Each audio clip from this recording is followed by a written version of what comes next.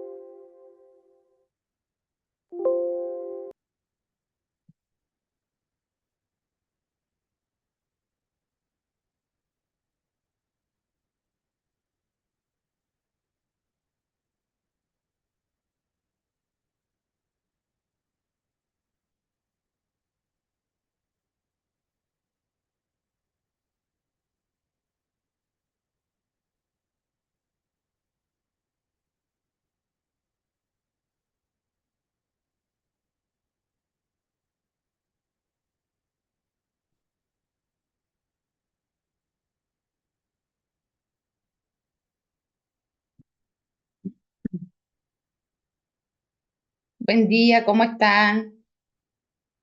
Buen día, Hola. Nazarena, que está en el salón. Lía. Cuéntenme quién es ahora el delegado o la delegada, porque le escribí a Julieta y me dijo que había dejado la carrera. Ah, sí, eso. Está Macarena, estoy yo, pero capaz que nos tienes que pasar el número. Este, Santiago, me tenés que escribirme un mail. ¿Te acordás? Yo en el primero, yo te lo escribo ahora acá, mi mail. Así me bueno, queda tu mail, te escribo, porque le escribí a Gabriel, que no sé si está por ahí, porque él me había escrito, pero se ve que no lee el mail tampoco. Y tal, bueno, ella me dijo, yo les aviso. ¿No? Pero no sabía. Ah, bien que cuando quería que subiera los ejercicios, de hecho, yo digo, pero este Gabriel está dormido. Bueno, ahí te dejé, Santiago, el mail mío. Así me escribí uno, que sos tú, y ya me queda el delegado de este grupo porque Dice que el audio no está. Aprieta el espacio. ¿Cómo ahí espacio? A ver, son. aprieta el tecla espacio, Sol. No sé cuál es. ¿Cómo no ¿Qué vas a te saber cuál es el pasó, espacio? Ser Correa? Anda ahí con el teclado, ahí, muy bien, ya se silenció. Usted. Déjalo apretado, a ver. ¿Puedes dejar apretado el espacio? A ¿Sabes lo ver, que voy a es? subir la clase lo de hoy.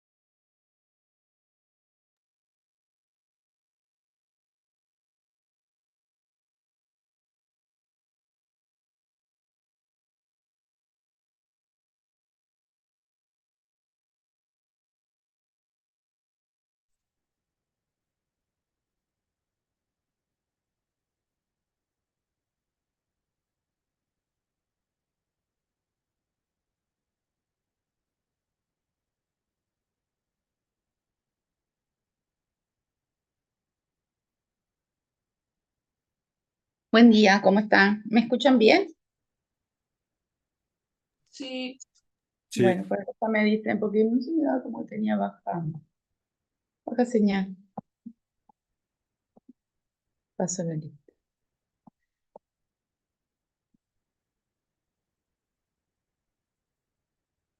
Martina Acosta, acá Lucas Aipurú, está acá en el salón, profe. Ingrid Almeida, Acá, Sofía, Andrés Alves, Acá, Emilia Amarilla, acá, Bruno Esfasoró, Está acá. Mariana Balda,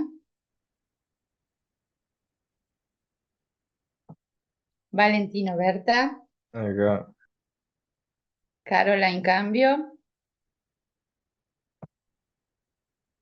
Franco Cardoso, acá, Gabriel Corvo, estás ahí, Sol Correa también, Bruno Correa, Está acá.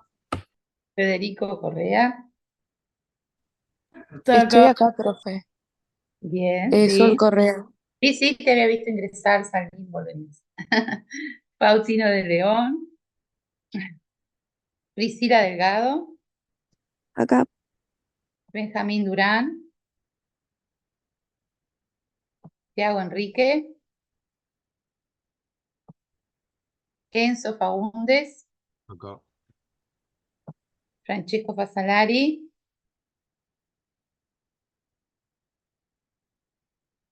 Macarena Fernández, Julieta Fernández, acá, Santiago Glatti, acá, Sofía Gómez, Julieta González, acá, Antonella González, presente. Tomás Walde, acá, Bruno Lezama, Santiago Linares está ahí, Ana Lucero, Acá. Sofía Morales, Acá, Jessica Nievas,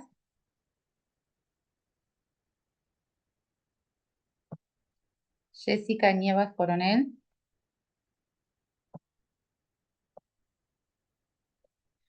Ana Clara Pereira, acá, Sofía Rodríguez,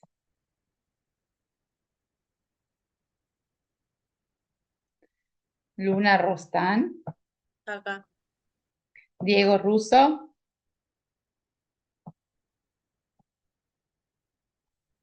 Diego Russo presente, me escribió. Ahí está Catalina Coe. Valentín Salomone,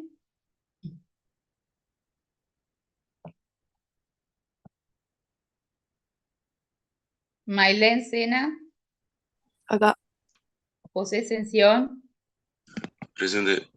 Sofía Silveira, Nicole Sosa, presente. María Valeria Techera, Acá, Matías Umpierres, está acá, Valentín Vega, acá, Pierina Bernengo, Miranda Viera, con enfermería,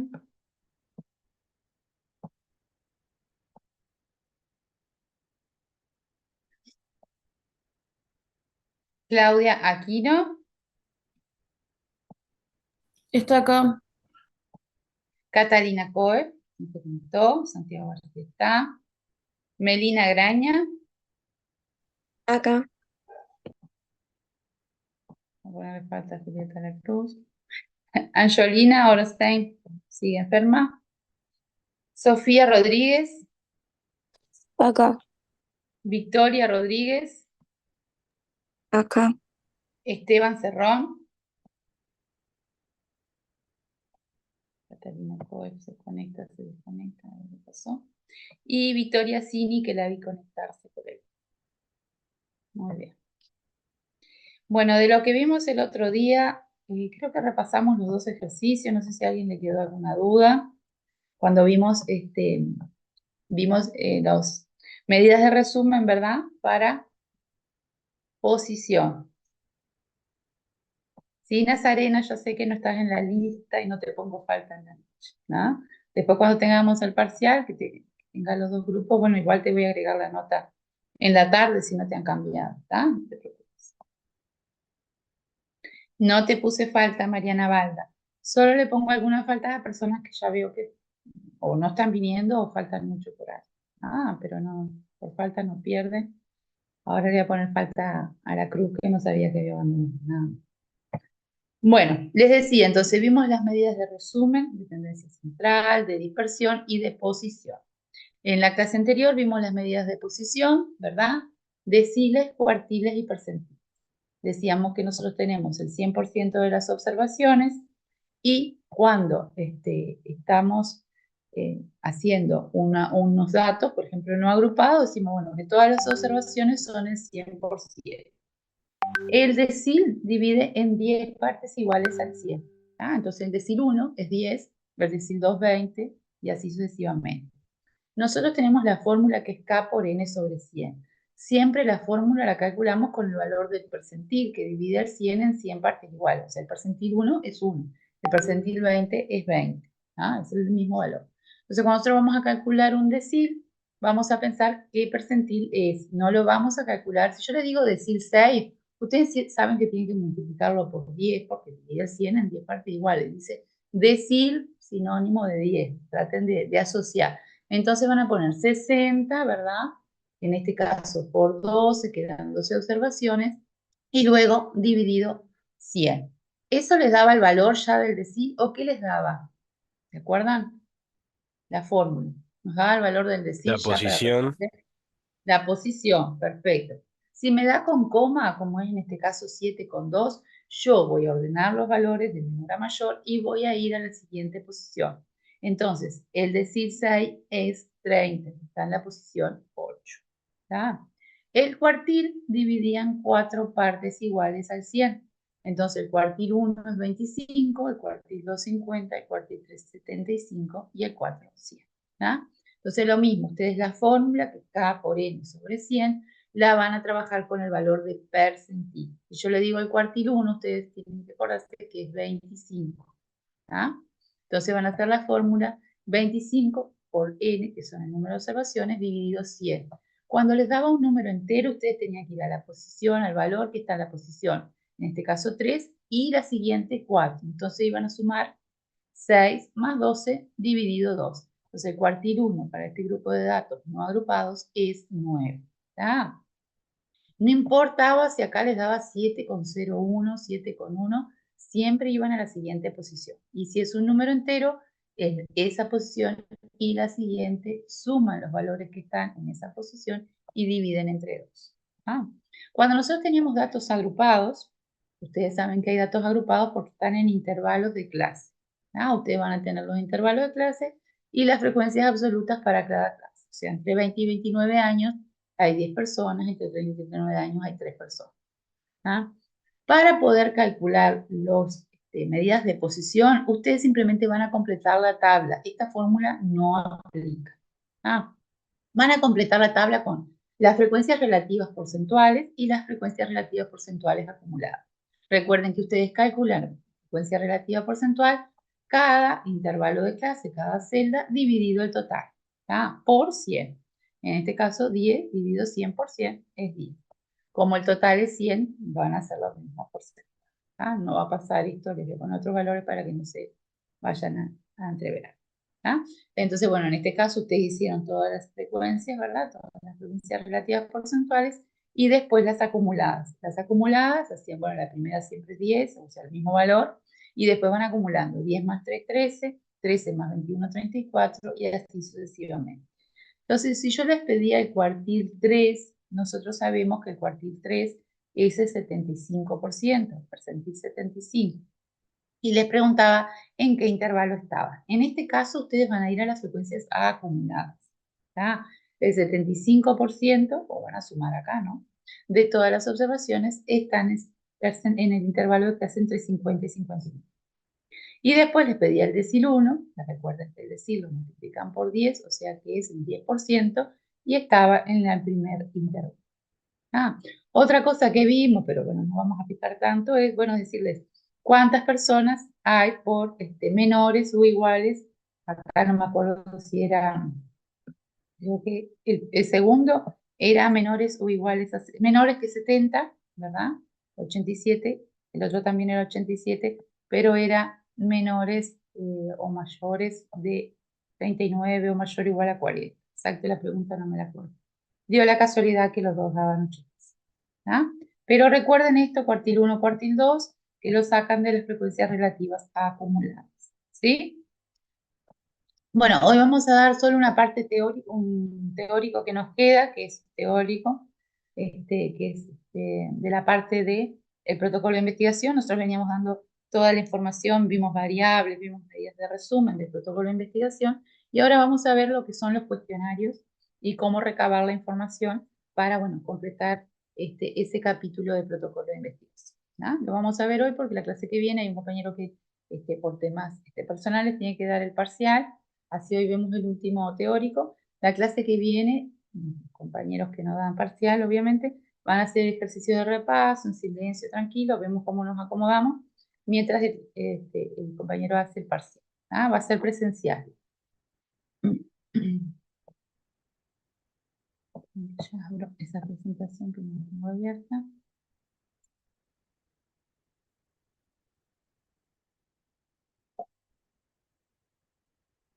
Janina Viera, Nazarena me escribió. Janina Viera está en la lista. Lucía Ferreira, no me acuerdo. Sol Richie tampoco. Tatiana Garay. Deberían estar, pero no me acuerdo de Sol, de Viera. Profe, Sí, porque ellas en realidad empezaban en el segundo semestre. O sea, esta materia vendría a ser la del primer semestre. seguro, pero no están, pero tampoco están cursando esta materia, seguramente. No, pero las hicieron venir igual. ¿Y por qué las hicieron? Si Y no... no tengo ni idea. Pero habrán venido a pasar el día acá. Bueno. Pero ellas exoneraron esta materia.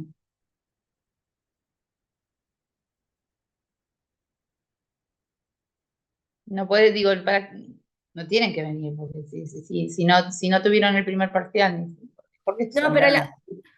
cuando se inscribieron le dijeron que tenían que venir hoy a las 9. O sea, Pobre, bueno, está. ¿Qué día terminamos?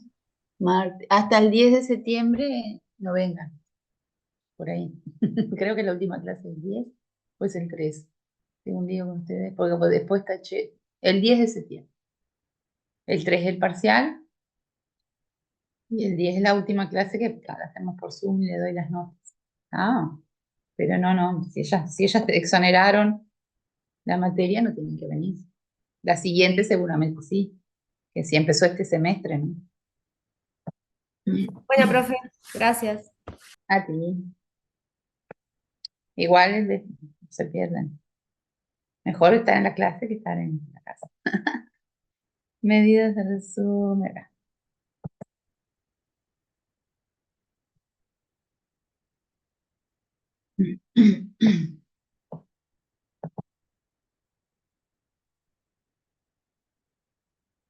Bueno, muy bien. Recuerdan que el protocolo de investigación se creaba en la etapa de planificación. Nosotros vamos a hacer un estudio de investigación y lo primero que tenemos que hacer, bueno, es pensar, ¿no? ¿Qué queremos hacer? ¿Qué problemas queremos resolver? ¿Cuáles serían nuestras hipótesis? Si hay asociación entre variables, qué es lo que vamos a plantear y nuestros objetivos. Nosotros vimos ya en el capítulo anterior, en el primer parte de la materia, bueno, todo lo que es el marco teórico, los tipos de estudios, que son los diseños, las variables, lo que es la evaluación ética, ¿verdad? Y en la parte de variables y de cómo presentar los datos, estamos viendo lo que son las medidas de resumen. En la parte de ejecución de este protocolo, nosotros vamos a hacer la recolección de esos datos. Pero previo a esa recolección de los datos, nosotros también tenemos que saber, bueno, qué es lo que vamos a ir a recolectar y cómo, porque hay diferentes formas de obtener esos datos. ¿Tá? Entonces, la presentación de los datos, el posterior, el análisis, la interpretación de la información y la conclusión y recomendaciones, ya eso está en el manual de operaciones de instrumentos. Y por último, se va a hacer el informe final, un reporte, un artículo, o como le va a tocar a ustedes hacer al final de la carrera, una presentación de un trabajo. El tema que ustedes elijan también. Entonces vimos la portada, el título, la introducción, el problema, el marco teórico, como les decía, los tipos de diseño, y dentro del diseño metodológico vimos bueno, que hay estudios observacionales o experimentales desde el punto de vista del investigador, estudios que son analíticos o descriptivos desde el punto de vista de los objetivos, y con respecto al tiempo podía ser un estudio transversal, que era un corte en un momento dado, o un estudio longitudinal, que esto dependiendo de si partíamos, por ejemplo, de la enfermedad y vamos hacia atrás a buscar información si el paciente había estado expuesto a factores de riesgo, decíamos que era un estudio retrospectivo. Y si partíamos de observar una corte, un grupo de personas hacia adelante que están expuestas a factor de riesgo, a ver si desarrollan una nueva enfermedad, le llamábamos un estudio de corte longitudinal prospectivo hacia adelante. Después vimos la población, que es el total, el universo de estudio, y la muestra, que es parte de esa población en su conjunto. Entonces hoy vamos a ver cómo vamos a plantear nuestros métodos para recolectar la información, para después volver a analizarla y presentarla. La elaboración de un instrumento va a determinar en gran medida la calidad, ¿verdad?, de la información, porque si nosotros salimos a buscar información sin nada, aunque sea un cuadrito, un texto, algo para rellenar o con ya preguntas prearmadas, puede ser que lo que obtengamos no sea de gran valor, ¿no? Entonces es fundamental que la metodología que se utiliza en la recolección de estos datos esté acorde también con el enfoque teórico y conceptual que nosotros planteamos y que vamos a desarrollar en nuestra investigación, porque de eso depende que respondamos o no nuestra pregunta de investigación y que apruebemos o rechacemos nuestras hipótesis. Entonces el método representa la estrategia concreta o integral de trabajo para analizar un problema o una cuestión, ¿verdad?, que estemos planteando, puede ser un trabajo teórico directamente, y con ello ver si los objetivos del estudio se alcanzan. La técnica se entiende como el conjunto de reglas y procedimientos que le permiten al investigador establecer la relación con el objetivo o el sujeto de investigación. Y el instrumento es, bueno, con qué vamos a obtener esos datos, ¿verdad? El mecanismo que utiliza el investigador para recolectar y registrar la información, los formularios, pruebas psicológicas, listas, hojas de control, entre otros. Las fuentes de información, estas informaciones, bueno, ¿de dónde vamos a obtener los datos? ¿Verdad? Con los métodos que planteamos, con los instrumentos, con las técnicas, y vamos a definir de dónde tomamos esa información. Si la información la tomamos de fuentes primarias, o sea, nosotros vamos directamente al sujeto en estudio y le hacemos el cuestionario, obtenemos la información, se llama que es una fuente primaria, ¿verdad? Estamos yendo directamente al objetivo de estudio, a la persona, o a los animales, o a las historias clínicas, no, pero tiene que ser algo directo, ¿tá? Son aquellos en los cuales se obtiene información por medio de contacto directo con el sujeto de estudio. Y las fuentes secundarias, ahí se refiere a la información que se obtiene de documentos de diferente tipo. Por ejemplo, si yo quiero tener información de pacientes hipertensos, me dan una lista en la institución de todos los pacientes hipertensos, pero yo no voy a ir a interrogarlos directamente, sino que voy a buscar en sus historias clínicas la información, ¿tá? Eso es una fuente secundaria. Si también obtengo información del Instituto Nacional de Estadística, bueno, para presentar, por ejemplo, la prevalencia de una enfermedad, el rango de edades que hay en esa población, características, bueno, lo que quiera presentar, ¿verdad?, habitantes por kilómetro cuadrado, toda la información que saque del Instituto Nacional de Estadística también es una fuente secundaria. Los tipos de métodos que se utilizan puede ser la observación se utiliza más que nada para estudios, ¿verdad?, que son de tipo descriptivos, donde se va a buscar asociación entre variables y demás, y el registro es visual, ¿verdad?, tiene que ser en una situación real, la persona tiene que estar bastante entrenada en lo que es la observación, el registro de la información, está calificado y consignado los acontecimientos pertinentes de acuerdo con algún esquema previsto y según el problema estudiado. ¿No? Obviamente la persona que va a realizar la observación ya tiene su protocolo de investigación armado, ya sabe, bueno, en qué características o en qué cualidades o demás se va a concentrar para hacer esa observación e ir obteniendo y bueno, registrando los datos. Permite obtener tanto datos cuantitativos como cualitativos.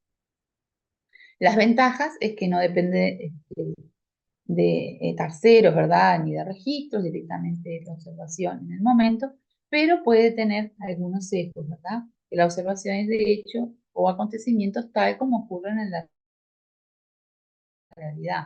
¿Qué pasa? Cuando uno tiene cierta interpretación de los hechos, ¿verdad? El observador si está totalmente abstraído de sus ideas, puede ser que esté influenciado y bueno, tenga alguna sesgo, quiere decir algún error basado en sus ideas, ¿verdad?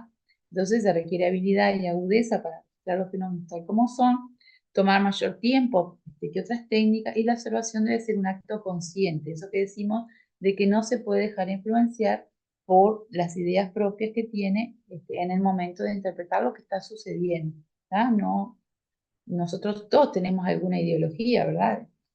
Características y demás. Bueno, si vamos a ir a observar algo que nosotros, bueno, no estamos de acuerdo con esos comportamientos, igual tenemos que extraernos de nuestras ideas y nuestra ideología y registrar lo que efectivamente está pasando. Bueno, por ahí puede haber algún sesgo al momento de interpretar esa información porque es observacional. Esto lo realizan más que nada los sociólogos, las investigaciones en comunidades. Habrán visto algún documental donde un investigador se va a vivir a una comunidad, yo que sé, indígena, etcétera, y de ahí observa y registra cómo son sus comportamientos. Otro tipo de método es la encuesta, que consiste en obtener información de los sujetos de estudio a través de la entrevista y el cuestionario. La entrevista es la comunicación interpersonal, ¿verdad?, que se establece entre el investigador y el sujeto de estudio a fin de obtener respuestas verbales a los interrogantes planteados sobre el problema. Es una definición de Pineda y Alvarado del 2008. Y lo otro es el cuestionario, que forma parte de esta encuesta, ¿verdad? La entrevista como la realizamos y el cuestionario, bueno, qué formulario armamos para tener una guía, ¿verdad? Este método se utiliza como instrumento, como formulario para obtener la información sobre el problema en estudio y el sujeto de estudio llena por sí mismo, puede ser una opción, pero aunque existen cuestionarios online que nos llegan, nosotros podemos hacer el llenado, puede ser aplicado a grupos o individuos frente al investigador o enviarse por correo a los destinatarios seleccionados en la muestra. Algunas consideraciones generales de un formulario, que al seleccionar las observaciones estructurales, el investigador debe elaborar un instrumento para obtener esa información, ¿verdad? Luego tenemos que dejar claro, bueno, cuáles son los elementos básicos de ese formulario. Tiene que tener un título, a quién está dirigido, el tiempo, lugar y persona, las instrucciones de cómo llenarlo, la identificación del formulario y del encuestador, las secciones o áreas específicas, si va primero los datos patronímicos de la persona, si es anónimo, obviamente no, ciertas observaciones y la identificación del encuestador. El título indica a qué se refiere o qué contiene dicho formulario, las instrucciones, bueno, cómo llenarlo, por qué se revisa ese formulario. Cuando se usa cuestionarios que son autoadministrados, es necesario anexar una nota dirigida al encuestado, donde se informe, bueno, el propósito de estudio, si va a ser sus datos usados con confiables, que van a ser después el procesamiento de datos va a ser anónimo, no va a llevar registro de datos personales, etcétera. Toda la información que sea pertinente. La identificación del formulario en la encuestadora, acá debe tener información escrita para su identificación, por ejemplo, el número, la fecha, el lugar donde, en que será llenado, identificar la persona o unidad de estudio, dirección, otros datos que faciliten que no se aplica obviamente en cuestionarios anónimos, no tenemos que llenar esos datos. Las secciones o áreas específicas también son elementos básicos del formulario, son otro de los componentes que son importantes y que constituyen el cuerpo central, donde se incluyen las preguntas referentes a las variables que vamos a medir para poder llegar al problema y al objetivo de estudio. En la ubicación de estas áreas debe seguirse un orden lógico, lo que a su vez debe ser agrupado en subáreas. Entonces, las preguntas del formulario tienen que ser preguntas que muchas veces son preguntas cerradas, que vamos a ver, que tenemos, bueno, alguna opción para responder sí, no, no sé, no contesto, etcétera, para también después nos facilite lo que es la tabulación de la información. Si son preguntas abiertas, bueno, va a llevar más tiempo. Entonces, los tipos de preguntas, como les decía, cerradas, estructuradas, hay posibles respuestas, ¿verdad? Donde el sujeto que está respondiendo ese cuestionario, bueno, tiene opciones para elegir y no va a poder poner un texto abierto, ¿no? Generalmente son preguntas dicotómicas que tienen dos alternativas de respuesta, sí, no, o verdadero o falso, o de respuestas múltiples son las preguntas con varias alternativas. Estas últimas son las más utilizadas en la investigación cuantitativa. Vieron que cuando preguntan, no te preguntan la edad específica, sino te preguntan, está en el rango entre 10, 14, yo sé, 20, 24, y así sucesivamente. Entonces, bueno, ahí es una pregunta de tipo cerrada, pero con opciones múltiples. Los tipos de preguntas del formulario abierta, acá sí le permite al encuestador responder libremente en el marco de su referencia, se le hace una pregunta y bueno, lo que tiene como desventaja, yo lo decía, es bueno, tabular o resumir esos datos para después llevarlos a nuestra investigación. Las ventajas es que se puede obtener más información de lo que nosotros pensábamos, porque bueno, cuando hacemos las preguntas cerradas, podemos obviar algunas respuestas que capaz que por desconocimiento pensábamos que no existía esa opción de respuesta. Es más usada también en la investigación cualitativa, que nos permite, bueno, desarrollar más este tipo de preguntas. La redacción de las preguntas en el formulario debe ser clara, ¿verdad? Que sea claro lo que se le está preguntando, no puede ser ambigua, porque, por ejemplo, si se indaga sobre el sueldo de una persona, dice que debe aclarar si es un sueldo nominal, si es el efectivo, si es quincenal, si es semanal. No todos cobramos igual nuestro trabajo, ¿verdad? Hay, por ejemplo, gente que cobra de forma quincenal, otros que cobran de forma mensual o semanal, y también el sueldo se llama nominal, que es todo el sueldo que sería, que nos correspondería, pero bueno, eso obviamente tiene los descuentos del FONASA, de todo lo que sea, el IRPF, si corresponde o no, y el efectivo es lo que llega a nosotros como trabajadores en efectivo, ¿verdad? En plata. Entonces, bueno, eso también hay que aclarar. El lenguaje debe ser usado, debe ser claro, se dice que por lo menos lo tiene que entender un niño de 10 a 12 años, ¿no? Tiene que ser bien clara la forma en que se realizan las preguntas. Redacción de preguntas en el formulario, no hacer preguntas con doble negativa, ¿verdad? A veces ponemos tal cosa, no, no, y bueno, no se puede. Las preguntas tienen que ser específicas, contener una sola idea y evitar las interrogantes dobles o múltiples. No podemos preguntar cosas que hay dos opciones, por ejemplo, si tiene tele, ¿qué canal mira? Directamente no tengo tele, así que no voy a mirar en un canal. Bueno, es muy complicado responder dos a la vez, entonces eso es lo que tiene que estar claro también. Deben evitarse las preguntas que presuponen lo mismo. El ejemplo de la tele, si tiene tele, ¿qué canal está mirando? ¿O qué canal mira televisión? Está suponiendo que tengo tele, capaz que no tengo televisión y no miro canales. ¿No? Orden de ubicación de las preguntas según la selección o áreas del formulario. Primero tienen que ir las preguntas simples y neutrales, ¿verdad? Como los datos, etc. Posteriormente las más difíciles y de orden personal. Y en relación al número de preguntas en el formulario, no hay una cantidad determinada, pero obviamente cuanto el formulario sea más extenso, bueno, genera más rechazo y podamos obtener a veces la información. Y también como que, bueno, llega un momento que empezamos a tildar lo que sea porque ya nos aburrió el formulario. Entonces, bueno, tenemos capaz o hacer dos formularios o hacer un formulario y otro tipo de opción para recolectar los datos para que no sea que obtengamos información inadecuada por el desgaste de la persona llenando un formulario muy extenso.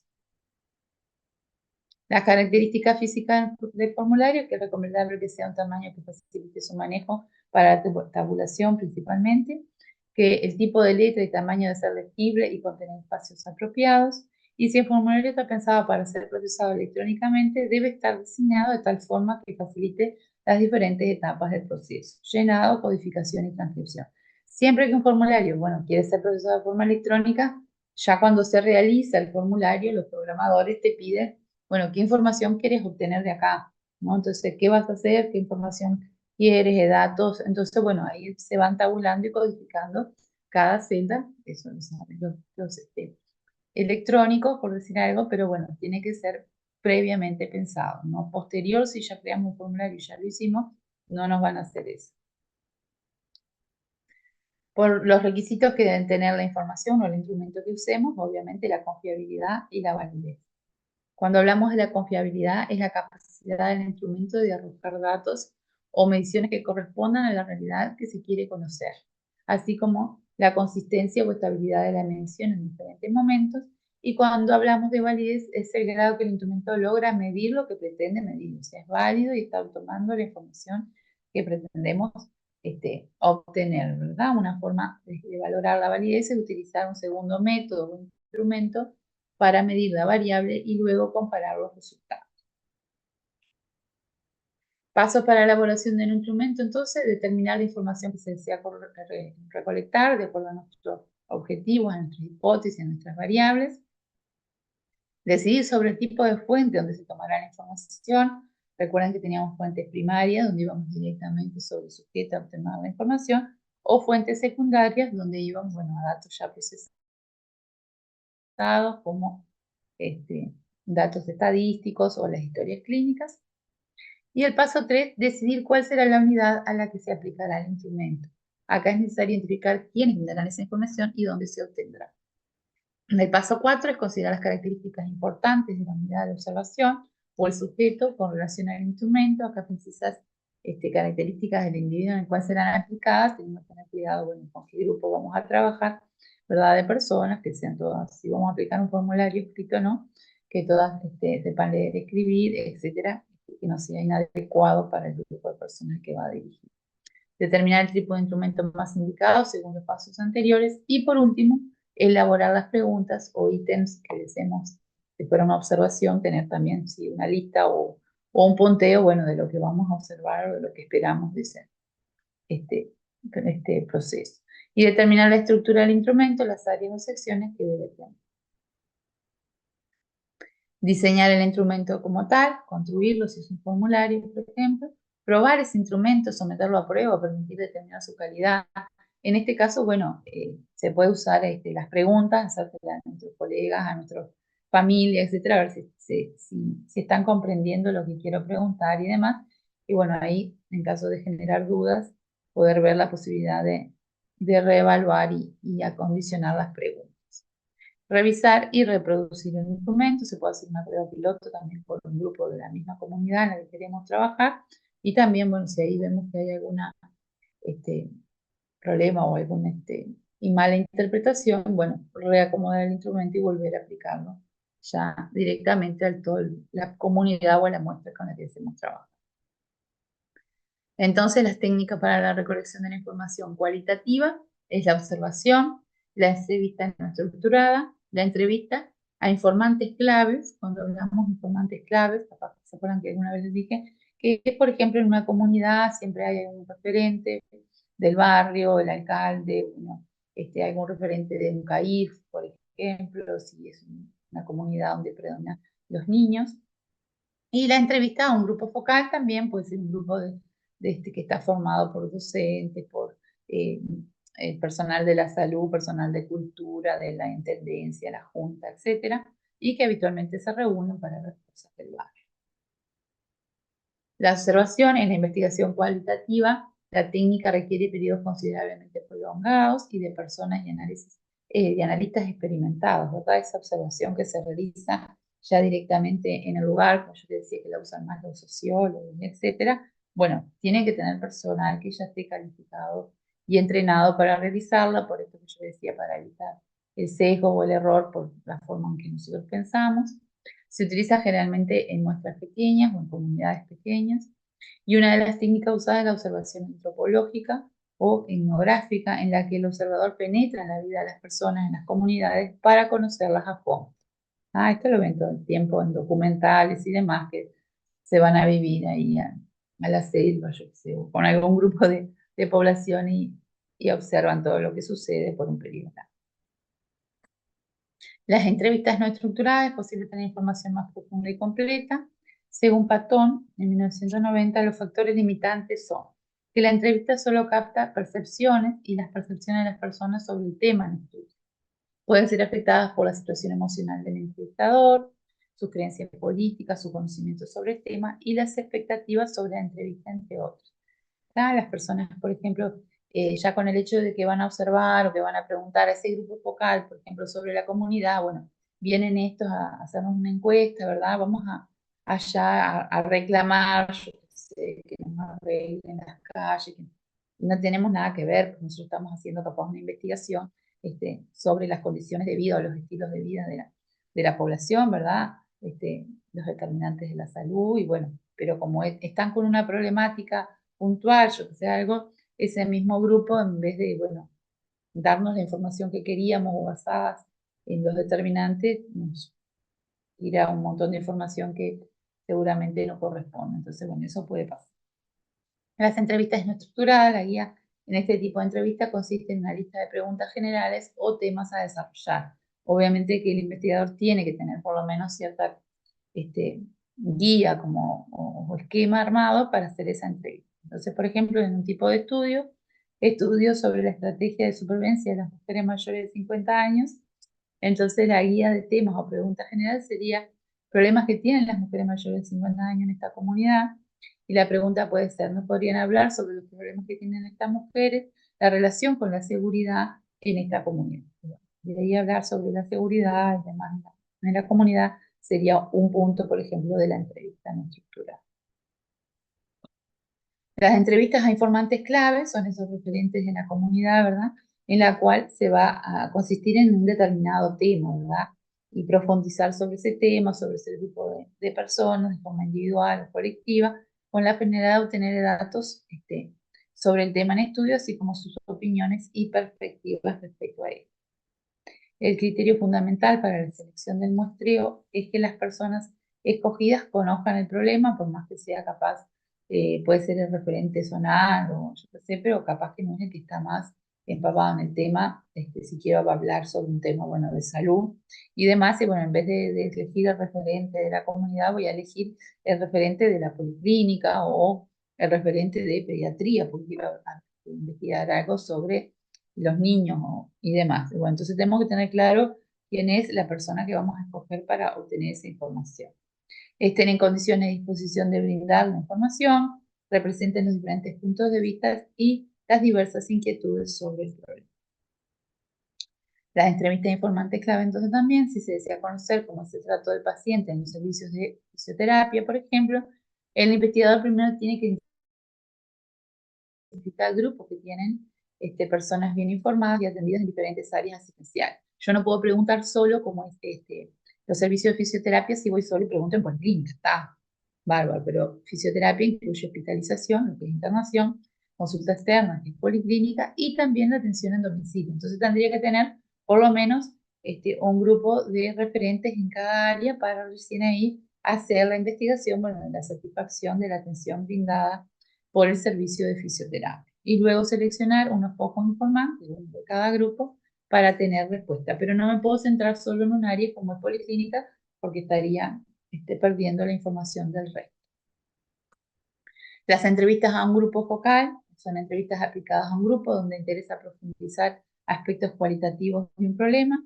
La dinámica es entre el grupo, cada miembro puede opinar, comentar, criticar y cuestionar lo expresado por otra persona del grupo. Se recomienda, bueno, grupos reducidos de 4 a 8 personas para no terminar con muchos líos. Y los grupos deben representar la heterogeneidad de la población, o sea, tienen que ser referentes de esa población y, bueno, y tener diferentes edades también, ¿no? Si hay un grupo, según la población, si tiene, bueno, cierto porcentaje de adolescentes, también tendría que estar presente algún adolescente para ver su perspectiva, adultos mayores, bueno, niños no, obviamente, y tener por lo menos un grupo que sea bastante variado y que represente esa población. La importancia de la combinación de los métodos y las técnicas de recolección de los datos. A veces hay que hacer una observación. Después de hacer esa observación, nos da una idea, bueno, de qué cuestionario es el más correcto aplicar si vamos a hacer un cuestionario cerrado, ¿no? Según los objetivos de diseño de la investigación, se puede requerir una combinación, ¿verdad?, o abordaje de los métodos y las técnicas de recolección.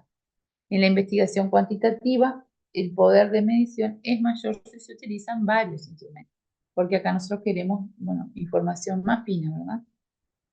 En la investigación cualitativa se logra mayor riqueza y profundidad de los datos si estos provienen de diferentes actores y de distintas fuentes, esos cuestionarios, esas entrevistas, ¿verdad?, que se realizan a la comunidad, es mejor para completar lo que son las investigaciones cualitativas. Bueno, muy bien por acá, el material. Esto es basado en Pineda, preparado. Bueno, esto teníamos hoy teórico y ahora les subí un ejercicio que es de repaso simplemente. El ejercicio se llama repaso 1.2.